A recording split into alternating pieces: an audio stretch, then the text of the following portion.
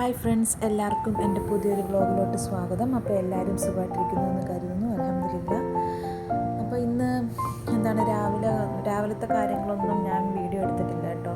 എന്തോ ഒരു മനസ്സിന് വിഷമവും കാര്യങ്ങളും, ഒരു മൂഡും തോന്നിയില്ല. പിന്നെ ഞാൻ ഉച്ച തൊട്ടുള്ളതാണ് കുറച്ച് കാര്യങ്ങളൊക്കെ ഞാൻ വീഡിയോ പിടിച്ചത്.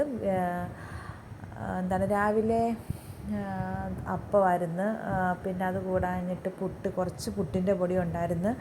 അപ്പോൾ അതെടുത്ത് നമ്മൾ ചിരട്ടപ്പുട്ടുണ്ടല്ലോ, അതുപോലെ കുക്കറിനകത്ത് വെച്ചിട്ട് ചിരട്ടപ്പുട്ട് ഉണ്ടാക്കി. അതും പിന്നെ അപ്പവും പിന്നെ പയറ് തോരനും അങ്ങനെയൊക്കെയായിരുന്നു. അപ്പോൾ അതെല്ലാം കഴിച്ചു കൂട്ടി. അപ്പോൾ ഇവിടുത്തെ വാപ്പായ്ക്ക് പയറ് തോരനാക്കി എരിവുള്ളത് വേണ്ടാത്തതുകൊണ്ട് ഞാൻ പയറ് പുഴുങ്ങിയത് സെപ്പറേറ്റ് മാറ്റി വെച്ച് കൊടുത്തു, ഉപ്പൊന്നും ഇടാതെ. അപ്പോൾ അങ്ങനെ രാവിലത്തെ എല്ലാം കഴിഞ്ഞിട്ട് പിന്നെ കുറേ ജോലി, പെരയ്ക്കകത്ത് തന്നെ കുറേ ജോലി ഉണ്ടായിരുന്നു. തൂക്കലും വാരലും തുണി കഴുകലും, പല സൈസിൽ തുണി കഴുകലും ഒക്കെ ഉണ്ടായിരുന്നു. അതെല്ലാം കഴുകി എല്ലാം ഒതുക്കി പ്രത്യേകം കഴുകി എല്ലാം ഇട്ട് റെഡിയാക്കി എല്ലാം കഴിഞ്ഞിട്ട് പിന്നെ ഞാൻ ഇച്ചിരി ചിക്കൻ എടുത്ത് വെള്ളത്തിലിട്ടിട്ടുണ്ടായിരുന്നു. അപ്പോൾ അതെടുത്തൊരു കറി വെക്കാം. പിന്നെ ഇന്നലത്തെ ചൂരക്കറി ഉണ്ടായിരുന്നു. അത് എന്നത്തെയും പോലെ തിളപ്പിച്ചെല്ലാം വെച്ചു. പിന്നെ എന്നിട്ട് ഞാൻ കൊച്ചുള്ളിയും സവാളയും ഇഞ്ചിയും വെളുത്തുള്ളിയും എല്ലാം ഉരിച്ചെല്ലാം എടുക്കുമായിരുന്നു. എന്നിട്ട് നമുക്ക് ഇഞ്ചിയും വെളുത്തുള്ളിയും കൊച്ചുള്ളിയും എപ്പോഴത്തെയും പോലെ ചതച്ചെടുക്കാം. പിന്നെ നമ്മൾ സവാള വഴറ്റി അങ്ങ് ചിക്കൻ കറി വെച്ചാൽ മതി. ഞാൻ എപ്പോഴും വെക്കുന്ന രീതി തന്നെ, പ്രത്യേകിച്ച് അതിനകത്തൊരു വ്യത്യാസങ്ങളൊന്നും വരുത്തിയിട്ടില്ല. പിന്നെ അതിനുശേഷം ഞാൻ ഇന്നലെ നെല്ലിക്ക ഉപ്പിലിട്ടുണ്ടായിരുന്നല്ലോ, അത് ആറാൻ വേണ്ടി വെച്ചിരുന്നു. അപ്പോൾ നമ്മൾ കുപ്പിക്കകത്തൊക്കെ ഇടുമ്പം ആറ്റിയൊക്കെ വേണ്ടേ ഒഴിച്ച് വെക്കാൻ. അപ്പോൾ അതുകൊണ്ട് ഞാനത് ഇന്നലെ നെല്ലിക്ക ഉപ്പിലിട്ടെങ്കിലും ഞാനത് കുപ്പിക്കകത്തോട്ടൊന്നും ആക്കിയില്ല, അവിടെ തന്നെ മൂടിയെല്ലാം വെച്ചിരുന്നു. അപ്പോൾ ഇന്ന് ഉച്ചയ്ക്കല്ലേ ഞാൻ പിന്നെ അത് കുപ്പിയിലോട്ട് മാറ്റുന്നത്. അപ്പോഴേക്കും നല്ലവണ്ണം ആറി എല്ലാം റെഡിയായി. അപ്പോൾ ഞാനത് വലിയൊരു ബോട്ടിലുണ്ടായിരുന്നു, ഓട്സിൻ്റെ ഒരു ബോട്ടിലുണ്ടായിരുന്നു. അപ്പം അതിനകത്തോട്ട് ഞാൻ അതെല്ലാം കഴുകി ഉണക്കിയെല്ലാം വെച്ചിരുന്നു. അതിനകത്തോട്ട് ഞാൻ നെല്ലിക്ക മാറ്റി, കുറച്ച് കൂടുതൽ വെള്ളവും പിന്നെ വലിയ മുട്ട നെല്ലിക്ക ചെറിയ പീസാക്കിയതൊക്കെ ആയിട്ട് അങ്ങോട്ട് മാറ്റി വെച്ചു.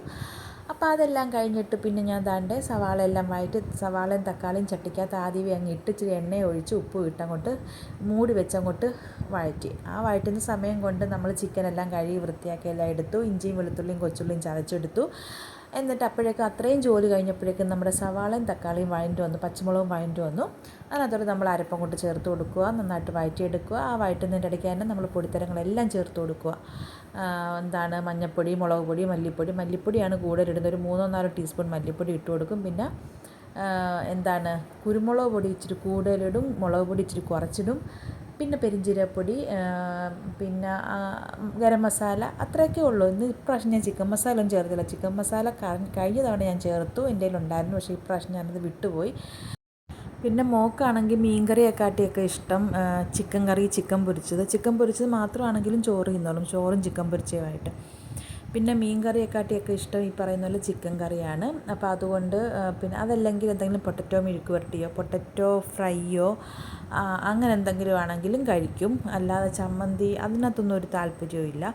അപ്പോൾ പിന്നെ മോളും കൂടെ കഴിക്കാൻ വേണ്ടിയാണ് ഞാൻ ഇന്നങ്ങ് ചിക്കൻ കറി ആക്കിയത്. പിന്നെ മോൻ ഇന്നില്ല, പ്രോഗ്രാമും കാര്യങ്ങളൊക്കെ ആയിട്ട് പുറത്തോട്ട് പോയതുകൊണ്ട് അവന് പിന്നെ ഉച്ചയ്ക്ക് ഊണിനൊന്നും ഇല്ലായിരുന്നു. അവൻ വന്നപ്പം വൈകുന്നേരം കഴിഞ്ഞപ്പോഴാണ് മോൻ വന്നത്.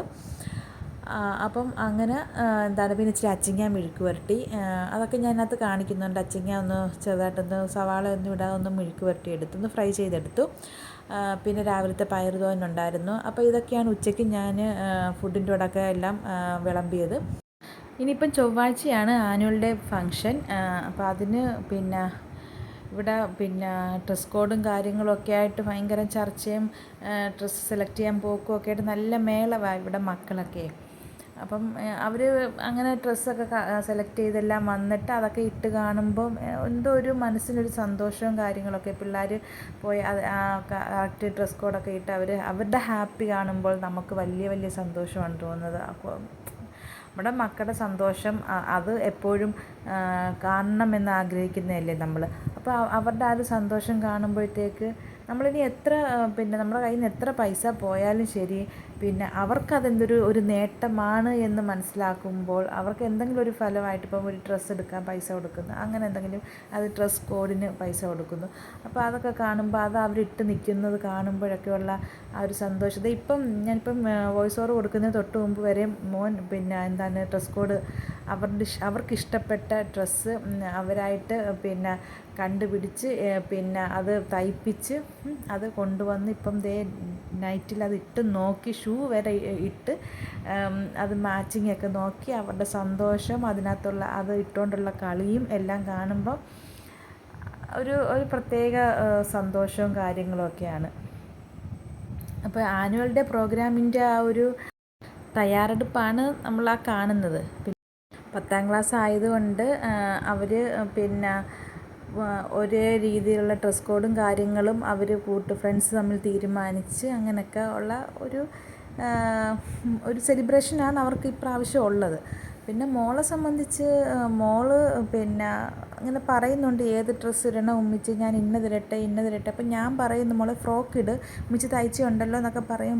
തൽക്കാലം ഫ്രോക്ക് വേണ്ട, എനിക്കിതുപോലെ ഷർട്ടും പാൻറ്റും. ഇപ്പം മോനിട്ട് കാണുമ്പോൾ ഇതുപോലൊന്ന് ഇട്ടാൽ എന്താ, ഷൂ ഒക്കെ ഇട്ട് എനിക്ക് ഷൂ ഇടണം, അല്ലെങ്കിൽ എനിക്ക് പാൻറ്റ് ഇടണം, ഷർട്ട് ഇടണം എന്നൊക്കെ ഉള്ള ആഗ്രഹമുണ്ട്. പെൺപിള്ളേരാണെങ്കിൽ പോലും അവർക്കും അങ്ങനെയുള്ളൊരു ആഗ്രഹവും എല്ലാമാണ്. അപ്പം ഞാൻ പറഞ്ഞു നിൻ്റെ ഇഷ്ടം ഏതാണെന്ന് വെച്ചാൽ അതുപോലെ നീ ഇട്, കുഴപ്പമൊന്നുമില്ല. ഷർട്ടും പാൻറ്റും ആണെങ്കിൽ ഉണ്ടല്ലോ, അതപ്പോൾ അതിട്ടോ എന്നൊക്കെ നമ്മൾ എന്താണ് ഒരു സപ്പോർട്ട് അങ്ങനെയൊക്കെയുള്ള. അപ്പോൾ അതൊക്കെ കാണുമ്പോൾ പിള്ളേർക്കും ഒരു നമ്മുടെ കൂടെ പേരൻസ് ഉണ്ടല്ലോ എന്നുള്ളൊരു സമാധാനം അവർക്കുണ്ട്. അപ്പോൾ അങ്ങനെ ഇൻഷാ അല്ലാഹ് ചൊവ്വാഴ്ച പരിപാടിയാണ്. ഇപ്പം പിള്ളേർ പരിപാടിക്കൊന്നും ഇല്ല, പിന്നെ സ്പീച്ചോ അങ്ങനെ ഏതാണ്ടൊക്കെ കാര്യങ്ങളൊക്കെ ഉള്ളൂ. മോൾക്ക് അങ്ങനെയുള്ള പരിപാടി ഒന്നുമില്ല ഇപ്രാവശ്യം. കാണുക എന്താണ് പരിപാടികളെല്ലാം കാണുക എന്നുള്ളൊരു കാര്യം മാത്രമേ ഉള്ളൂ, അല്ലാതെ വേറെ പരിപാടിക്കൊന്നും ഇല്ല. അപ്പോൾ ദാണ്ട ഞാനിവിടെ അച്ചങ്ങ ഇച്ചിരി എടുത്ത് കഴുകി വൃത്തിയാക്കി ഇത് അരിഞ്ഞെടുക്കുവാണ്. ഇപ്പോൾ തന്നെ ടൈം ഒത്തിരിയായി. ഉച്ചക്കലത്തെ ഊണിൻ്റെ ടൈമൊക്കെ ഏകദേശമൊക്കെ മാറിക്കഴിഞ്ഞു. കാരണം 1 മണിയൊക്കെ ആകുമ്പോഴത്തേക്കാണ് ഫുഡ് എല്ലാവരും കഴിക്കുന്നത്. അപ്പോൾ ഇതിപ്പോൾ ഒരു 1:30, 1:45, 2 മണിയൊക്കെ ആയി. എന്നാലും ശരി, ഒരു ഇച്ചിരിക്കോളം അച്ചങ്ങ എടുത്തൊന്ന് അരിഞ്ഞ് മെഴുക്ക് വരട്ടാമെന്ന് കരുതി.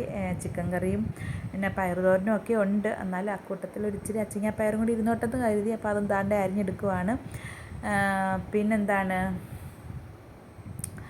പാല് കാച്ചി വെച്ചതെന്ന് വെച്ചാൽ പിന്നെ ഞാൻ പറഞ്ഞില്ലേ ഇന്നലെ പഴം പിന്നെ എല്ലാം സെപ്പറേറ്റ് ആക്കി എല്ലാം വെച്ചിരുന്നു. ഒരു കൊല പഴം ഇവിടെ പുരയിടത്ത് പിടിച്ചായിരുന്നു. അപ്പോൾ അത് സെപ്പറേറ്റ് ആക്കി എല്ലാം ഡിവൈഡ് ചെയ്ത് ഓരോരുത്തർക്കായിട്ടൊക്കെ മാറ്റി കൊടുക്കുകയൊക്കെ ചെയ്തിട്ട് ബാലൻസ് ഇരുന്നതിനകത്ത് ഞാൻ കുറച്ചെടുത്ത് ജ്യൂസ് അടിക്കാമെന്ന് കരുതി. 2-3 എണ്ണമൊക്കെ ഇട്ട് ജ്യൂസ് അടിച്ച് പാലും പഴവും കൂടി ജ്യൂസ് അടിച്ച് കുടിക്കാമെന്ന് കരുതി. അപ്പോൾ അങ്ങനെ പാലെല്ലാം കാച്ചി വെച്ചു. അതൊന്നും ഞാൻ കാണിച്ചിട്ടില്ല. അതൊക്കെ വൈകുന്നേരം അപ്പോൾ 6 കഴിയുമ്പോൾ പിന്നെ സാവകാശം പഴവുമായിട്ടിട്ട് ജ്യൂസ് അടിച്ച് കുടിക്കാമെന്ന് കരുതി.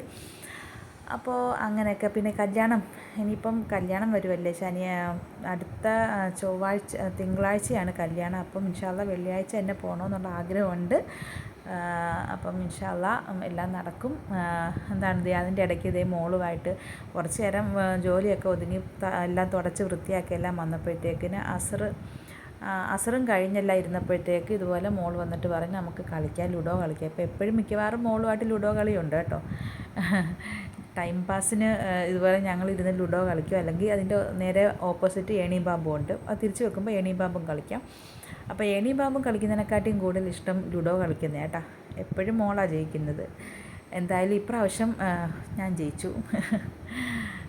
അപ്പോൾ അങ്ങനെ കുറച്ച് നേരം മോളുമായിട്ടെല്ലാം കളിച്ചിരുന്ന് അതെല്ലാം കഴിഞ്ഞിട്ട് പിന്നെ തുണിയെല്ലാം പറക്കി തുണിയെല്ലാം പറക്കിക്കൊണ്ട് വന്നു. അപ്പം ഞങ്ങൾക്ക് മിക്കവാറും രാവിലെ ഏറ്റുവെള്ളം കയറുന്ന ഒരു സ്ഥിരം പരിപാടി ആയിരുന്നു. രാവിലെ എണ്ണിക്കുമ്പോൾ എനിക്ക് പേടിയാണ്, അയ്യോ ഏറ്റുവെള്ളം കയറി കാണുമോ എന്നും രാവിലെ തൂക്കണമെന്ന് വിചാരിച്ച് ഒത്തിരി കരിയില കാണാം. അപ്പം രാവിലെ ഇൻഷാ അല്ലാഹ് തൂത്ത് വൃത്തിയാക്കി ഇടാൻ മുറ്റം എന്നെല്ലാം കരുതി കിടത്തിട്ട് എപ്പോഴും ഇങ്ങനെ പഠിച്ചവനെ രാവിലെ ഏറ്റുവെള്ളം കയറല്ലേ എന്നും പറഞ്ഞാൽ പേടിച്ചാണ് കിടക്കുന്നത്. പക്ഷേ രാവിലെ എണ്ണിച്ച് നോക്കുമ്പോൾ ചുറ്റോടും വെള്ളമാണ്.